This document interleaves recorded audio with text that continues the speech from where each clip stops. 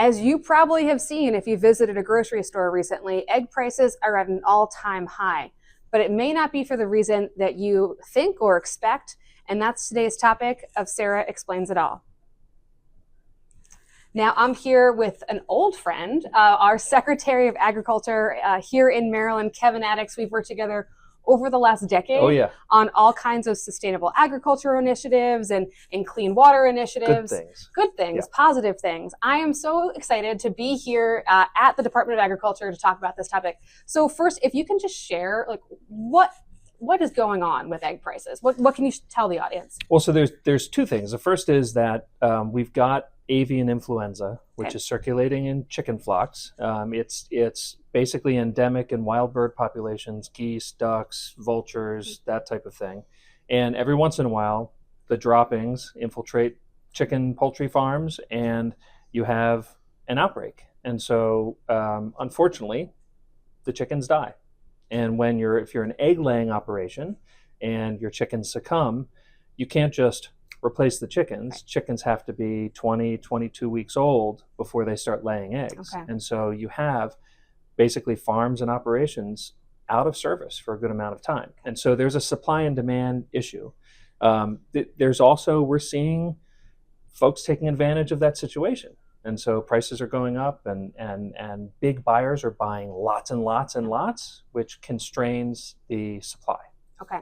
And as we've seen, unfortunately, some firings, lots of firings happening at the federal government. Can you tell us what you are doing here in Maryland, despite what's happening in Washington, to support farmers during this difficult time and try to get these egg prices back on down?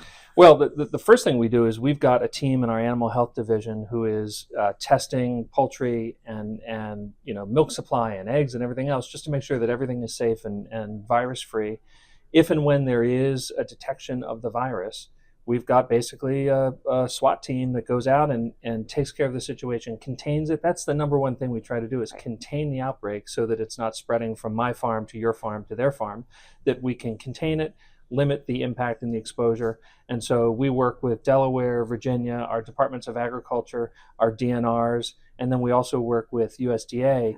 3-4 times we're on phones, conference calls with them daily for these situations until after 13 weeks, we're able to certify, and USDA can certify that we're virus-free. Okay. And are you optimistic about what's happening right now? Give us a little bit. What can you tell us about what's next? Well, in terms of high-path avian influenza, HPAI, we're optimistic because as the weather warms, the geese fly north, right? Okay. So the viral pressure, the viral load goes way down. Okay. So we're hopeful that we're out of the woods soonish. But it's in the population. It's just in the wild bird population. As far as collaborating with federal agencies, I'm optimistic. And we've seen continued partnership with USDA, and the new Secretary of Ag was very forward about this being a top priority. So we're optimistic about how things will roll. Okay. I'm optimistic by nature. That's why I'm in this business. But it's so important that we have wonderful state leaders who are focused and strategic on addressing this, but also that collaboration and partnership with our federal government, not just USDA, but FDA and CDC.